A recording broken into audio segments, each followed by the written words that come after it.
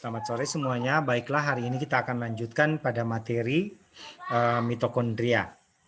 Nah, mitokondria ini merupakan salah satu dari dua organel sel yang berhubungan langsung dengan proses-proses metabolisme yang ada dalam sel. Nah, ketika Anda mendengar tentang mitokondria, salah satu hal yang akan langsung diingat bahwa mitokondria adalah organel penghasil energi atau pembangkit energi dalam sel. Nah, untuk itu mari kita lebih jauh akan menggali dan membahas tentang mitokondria sebagai kompartemen atau organel sel yang ada pada sel eukariotik atau dalam hal ini contohnya adalah sel tumbuhan dan sel hewan. Jadi mitokondria tidak ditemukan pada sel prokariotik sebagai bentuk sel yang sangat sederhana, yaitu pada sel bakteri dan sel prokariotik yang lain. Oke, di sini ada pertanyaan sederhana sebelum kita lanjut. Apakah yang akan terjadi pada makhluk hidup jika tidak memiliki mitokondria? Dalam hal ini ya sel eukariotik atau terjadi gangguan dengan fungsi mitokondria. Jadi sederhananya apa yang terjadi pada sel tumbuhan, sel hewan ketika tidak memiliki mitokondria atau gangguan dengan kompartemen atau organel mitokondria. Nah, ini Anda bisa lihat bahwa ada beberapa laporan dari Facts Medicine tentang mitokondria, tentu ini lebih khususnya pada manusia.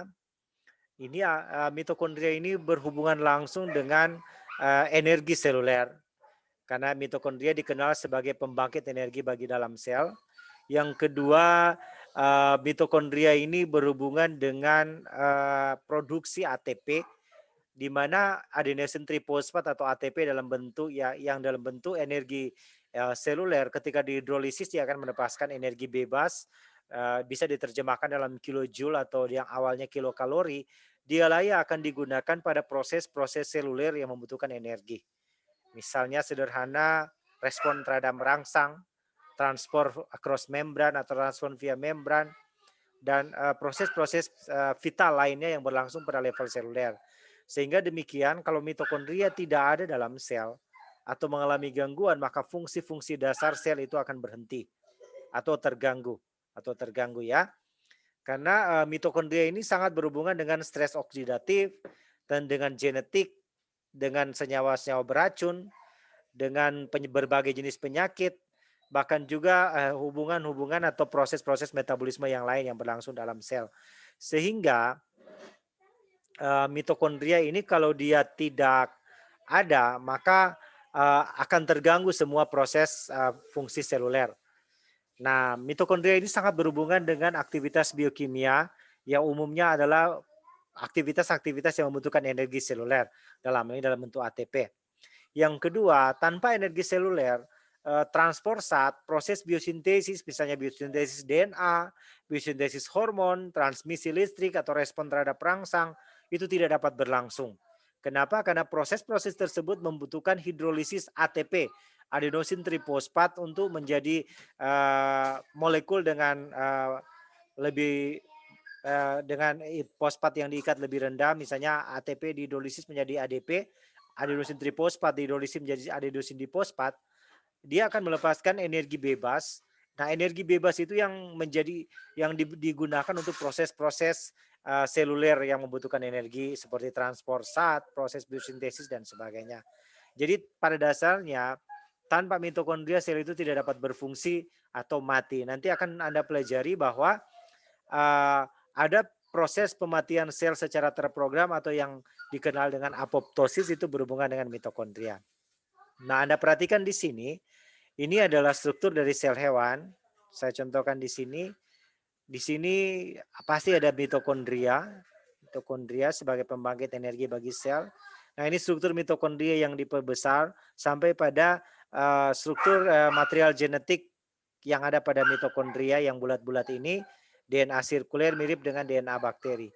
Nah, perlu saya tegaskan di sini bahwa dalam sel eukariotik, selain DNA yang ada pada nukleus atau DNA intranukleus atau DNA inti, Ada juga DNA yang ekstranukleus atau berada di luar nukleus pada eukariotik, yaitu DNA yang hanya ditemukan pada mitokondria, matriks mitokondria, dan DNA yang ada pada kloroplas. Sorry, DNA yang ada pada kloroplas. Dan jadi dua organel sel pada eukariotik yang memiliki DNA, kloroplas dan mitokondria. Ya, sedangkan kompartemen atau organel sel yang lain tidak memiliki DNA. Jadi ini unik karena nanti akan dijelaskan berhubungan dengan asal-usul mitokondria dalam sel eukariotik, yaitu teori endosimbiosis. Nanti kita akan lihat sebentar. Nah, Anda lihat di sini, ini adalah lintasan metabolic pathway yang ada pada sel. Bagian ini adalah bagian mitokondria. Jadi di sini sebenarnya kita bisa melihat peran vital berhubungan dengan energi. Kalau ini kloroplas, sedangkan ini mitokondria. Ya, nanti kita akan bahas lebih jauh. Nah, Anda lihat, baik struktur sel tumbuhan maupun struktur sel hewan terdapat mitokondria. Karena memang mitokondria ini sangat penting atau peran vital dalam proses-proses bagaimana sel ini akan hidup, bagaimana sel ini akan melakukan fungsi-fungsi metabolisme, bagaimana sel-sel ini akan membelah, bagaimana sel ini akan melakukan fungsi dalam satu jaringan. Sangat membutuhkan mitokondria. Nah, ada beberapa fakta tentang mitokondria, di mana mitokondria ini menjadi pusat energi bagi proses seluler. Atau kalau Anda belajar respirasi sel di biokimia, mata kuliah biokimia, maka ada 87,5% ATP itu pada oksidasi sempurna satu molekul glukosa atau respirasi seluler itu dihasilkan pada mitokondria. Jadi hanya bagian kecil dari total energi, misalnya 32 ATP dalam satu kali oksidasi sempurna satu molekul glukosa, hanyalah berapa, 100 kurang 87,5 ya 12,5% ATP yang dihasilkan di luar mitokondria. Ini suatu hal yang sangat luar biasa. Betapa mitokondria ini memegang peran vital dalam fungsi kehidupan dari makhluk hidup, khususnya dari level seluler.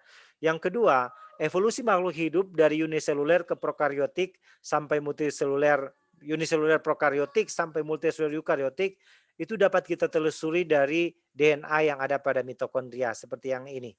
Jadi ini sangat penting dalam kajian evolusioner makhluk hidup. Kita bisa menelusuri filogeni, ancestor nenek moyang makhluk hidup dengan DNA mitokondria, ya. Karena ini dalam konsep endosimbiosis bahwa mitokondria dan kloroplas itu sebenarnya adalah organel sel, sel yang dimakan atau yang ditelan oleh sel yang lebih besar. Sehingga lama-kelamaan dia menjadi bagian yang permanen dari sel itu, bukan lagi sel dalam sel, tapi telah menjadi organel. Nah, dikatakan organel atau kompartemen sel, hanya bagian dari sel itu. Sehingga DNA yang ada dari mitokondria, pada mitokondria itu dapat menjadi markah atau petunjuk atau kunci untuk identifikasi makhluk hidup melihat penelusuran nenek moyangnya. Berikut, yang berikut, mitokondria saat ini berperan dalam proses apoptosis. Diketahui oleh para ilmuwan itu yang sudah jelaskan tadi, proses kematian terprogram dari sel. Baru mitokondria ditemukan baik pada sel hewan dan sel tumbuhan. Nah, selanjutnya ini ada dari jurnal yang coba Mer kutip, dipublish pada tahun 2014. Nah, sebagai komponen penting dari sel, di sini dijelaskan bahwa penelusuran evolusionis dari makhluk hidup yang ada di planet bumi ini dapat dilakukan dengan mitokondria. Dan mitokondria merupakan salah satu kompartemen sel atau organel dengan dengan membran dua lapis di samping kloroplas. Kalau kloroplas itu membrannya 3 lapis. Organel ini bermembran ini mula-mula terbentuk lewat proses evolusi, ya, evolusi biologis atau endosimbiosis tadi yang sudah menjelaskan. Nah, mitokondria menjadi tumpuan dasar evolusi organisme aerobik atau makhluk hidup atau setiap organisme yang menggunakan oksigen. Karena nasib dari oksigen yang dihirup oleh hewan atau organisme aerobik itu akan digunakan pada respirasi seluler yang berlangsung di mitokondria. Jadi sederhananya kita dapat jelaskan bahwa kita menghirup oksigen atau inhalasi oksigen itu ketika kalau pada manusia diikat oleh hemoglobin yang ada di darah, destinasi terakhirnya adalah mitokondria. Karena di mitokondria lah oksigen itu akan digunakan pada respirasi seluler. Selanjutnya, sebagai langkah penting dalam proses evolusi eukariotik, ukuran kromosom mitokondria itu berkurang secara drastis dan perilaku mitokondria dalam sel eukariotik itu berubah secara radikal. Jadi awalnya dia adalah sel mandiri, tetapi ketika ditelan oleh sel yang lebih besar, melakukan proses evolusi, sel yang awalnya ini bisa menghasilkan energi, membentuk ATP, dia menjadi lama kelamaan dengan sel yang lebih besar, sudah dalam sel yang lebih besar, dia menjadi bagian dari sel sehingga berkembang, tidak lagi dinamakan sel tapi dikatakan sebagai kompartemen mitokondria karena berfungsi untuk membangkitkan energi bagi sel itu. Nah, mitokondria sampai saat ini masih menjadi objek penelitian untuk mengetahui bagaimana perilaku dari sel, terutama ini berhubungan dengan bentuk dan fungsi mitokondria dalam hal penyediaan ATP bagi sel. Nah, Anda lihat di sini artikel yang ada dipublish di Desember 2014 dalam Science Daily, ini dijelaskan bahwa ada hal yang menarik di sini, selain fungsi untuk menghasilkan menghasilkan energi pada sel, ternyata para ilmuwan juga mengetahui bahwa mitokondria ini berfungsi sebagai alarm molekuler bagi sel yang terpapar senyawa kimia yang dapat menyebabkan kerusakan DNA sehingga misalnya kemoterapi bagi orang penderita kanker. Jadi mitokondria ini jadi alarm ketika seseorang itu diberikan kemoterapi atau paparan senyawa yang xenobiotik, tapi tujuannya baik untuk mengobati atau mematikan sel-sel kanker, itu akan jadi alarm untuk mitokondria. Jadi ada peran penting mitokondria selain fungsinya sebagai pusat penghasil energi bagi sel. Nah, mari kita kaji lebih mendalam asal-usul, struktur, dan fungsi mitokondria. Nah, ini yang dijelaskan berulang-ulang tadi di atas bahwa dalam teori endosimbiosis, ini ada sel, perhatikan ya, ada sel nenek moyang dari cikal bakal sel eukariotik atau anaerobik sel air ini. Awalnya ada sel eukario anaerobik ini, dia dapat melakukan metabolisme, dapat menghasilkan energi di sini, maksudnya dapat melakukan oksidasi. Ini ada sel ini. Selanjutnya pada tahap yang kedua ada sel bakteri di sini, bakterial genom. Dia secara endosimbiosis, ini Anda lihat endosimbiosis, dia bakteri ini bersifat aerobik, artinya dia dapat melakukan metabolisme secara efisien untuk mengoksidasi bahan organik menjadi CO2. Tentu dia menggunakan oksigen untuk oksidasi tersebut. Nih, ini cikal bakal mitokondria. Setelah dia berendosimbiosis atau dengan sel nenek moyang dari sel eukariot, maka lama-kelamaan dia jadi bagian dari sel yang besar ini. Ya, sel yang besar ini atau nenek moyang dari sel eukariot, karena dia tidak lagi menjadi sel yang berdiri sendiri seperti ketika dia berada di luar sel yang lebih besar ini, maka lama-kelamaan fungsinya tetap berlangsung atau fungsinya untuk menghasilkan energi dengan cara oksidasi menggunakan oksigen tetap berlangsung kendati dia sudah ada pada sel yang lebih besar. Lama kelamaan ini endosimbion, ini dinamakan endosimbion ini, dia bukan lagi dikatakan sel bakteri tapi menjadi mitokondria dari sel yang lebih besar ini atau menjadi bagian dari sel yang lebih besar ini. Hanya menjadi bagian dari sel yang lebih besar.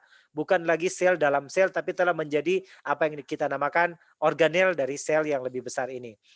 Nah, ketika dia menjadi sel yang ini dikatakan eukariot aerobik karena ada sel bakteri yang berendosimbion, karena sel bakteri ini dapat mengoksidasi bahan organik dengan oksigen, menggunakan oksigen sehingga menghasilkan CO2 atau dapat melakukan respirasi seluler nantinya, maka dia juga berkembang menjadi dua. Yang satu dia eukariot non fotosintetik, ini cikal bakal dari sel hewan. Sedangkan sel yang satu sudah ada mitokondria kembali berendosimbion dengan cyanobactery. Cyanobactery masuk ke dalam. Nah, cyanobactery ini yang cikal bakal berkembang menjadi kloroplas. Nah, ketika dia ada mitokondria dan ada kloroplas, dia berkembang menjadi cikal bakal dari sel tumbuhan. Jadi ini cikal bakal dari sel hewan, ini cikal bakal dari sel tumbuhan dalam proses evolusi. Inilah yang dinamakan dengan teori endosimbiosis, how atau bagaimana asal-usul adanya mitokondria pada sel hewan dan adanya mitokondria dan kloroplas pada sel tumbuhan. Nah, Anda lihat di sini, ini adalah komposisi dari satu sel. Ini ukurannya 10 sampai 30 mikrometer. Ada pertanyaan di sini, misalnya aparatus Golgi, Anda sudah bahas di pertemuan sebelumnya. Presentasinya ini 6%, masih tanda tanya. Jadi 6% dari massa sel ya, dari keberadaan totalitas yang ada dalam sel. Nukleus hanya, maksudnya penempatannya di dalam. Nukleus itu ada 6%. Maaf. Selanjutnya, retikulum endoplasma kasar 9%, wilayah yang ada di sel. Mitokondria itu ada 22%. Atau ini setara ada 22 mitokondria dalam satu sel. Wow, 22.000 mitokondria dalam satu sel. Apalagi ini sel otot ya. Sel otot itu memang sangat banyak mitokondria. Peroksisom itu 1%, ada 400 jumlahnya dalam satu sel. Lisosom itu 1%, 300 jumlah lisosom dalam satu sel. Endosom sekitar 200, ribosom bebas itu sangat banyak. Yang berikut sitoplasma itu 54%. Proporsi dari volume sel. Nah, dari sini Anda bisa dapat mengerti dan mengetahui pelajaran di SMA atau sebelumnya seolah-olah gambar-gambar yang kita dapatkan dalam sel itu hanya ada satu organel mitokondria, kecuali nukleus memang hanya satu. Tidak demikian, ada proporsi menurut penelitian para ahli, proporsi organel ini dalam sel. Lanjut, ini struktur dasar dari mitokondria. Ini sangat penting. Ini Anda lihat bagian terluarnya adalah membran luar. Dia bersifat permeable untuk molekul-molekul dan kecil dan ion. Selanjutnya ada membran dalam. Jadi ini membran luar, ini membran dalam. Ini sangat berperan dalam transport molekul-molekul kecil, termasuk H+. Ini membran dalam ini ada fungsi sangat penting dari mitokondria di membran dalam, yaitu rantai respirasi dan transport elektron berlangsung pada membran dalam. Pada membran dalam juga mitokondria terdapat enzim kunci dalam pembentukan ATP atau protein lah, namanya ATP sintase. Terdapat rotor F0 dan F1, kita akan lihat sebentar. Berikut, setelah membran dalam ini ada lipatan-lipatan yang tujuannya adalah memperluas ruang atau daerah permukaan, ruang-ruang yang ada pada mitokondria. Nah, matriks ini mengandung banyak enzim, antara lain pirufat dehidrogenase, enzim-enzim yang ada pada siklus asam sitrat, siklus Krebs, ada pada matriks mitokondria. Enzim-enzim yang berperan pada beta oksidasi asam lemak ada pada matriks mitokondria, dan ada beberapa enzim-enzim untuk oksidasi asam amino ada pada matriks mitokondria. Pada matriks mitokondria kita juga dapat temukan DNA dan ribosom. Banyak juga enzim-enzim yang lain karena penelitian tentang fungsi, struktur, dan peran mitokondria dalam sel masih terus berkembang. Salah satunya tadi benar sampaikan, ada laporan penelitian bahwa mitokondria menjadi alarm ketika orang terpapar toksin atau senyawa-senyawa lain yang asing bagi tubuh, misalnya untuk orang yang penderita kanker, kemoterapi, substansi kemoterapi itu mitokondria menjadi alarm adanya masuk senyawa-senyawa tersebut. Ini ketika dipersempit, ini bagian ini yang perlu benar tegaskan ke Anda adalah struktur dari DNA yang ada pada mitokondria merupakan DNA sirkuler, mirip dengan DNA bakteri, karena memang penjelasan ini kan ini DNA sirkulernya bahwa mitokondria itu adalah sel bakteri yang sederhananya dimakan oleh sel yang lebih besar, kemudian berkembang menjadi mitokondria. Ini Anda bisa lihat strukturnya, ada krista ini krista yang ini, sedangkan dalamnya matriks, lipatan-lipatannya dinamakan krista. Ukurannya sekitar 2 mikrometer. Oke, membran luar, membran dalam. Oke, ini mitokondria itu kumpulan berperan fungsional terapis dalam sitosol. Mitokondria invertebrata, tanaman, dan mikroba mirip dengan yang ditunjukkan di sini, tapi dengan banyak variasi. Jadi perbedaannya hanya pada variasi ukuran, bentuk, tingkat belitan membran, dan selainnya. Untuk pada hewan, pada pada tumbuhan dan pada organisme mikroba eukariotik. Nah, ini struktur mitokondria. Kalau struktur mitokondria kalau dilihat dengan ini asli ya, bukan animasi seperti ini. Ini dilihat dengan scanning elektron mikroskop. Nah, lihat ini matriks, ini sudah jelaskan fungsinya, apa isinya. Membran dalam, ini membran luar.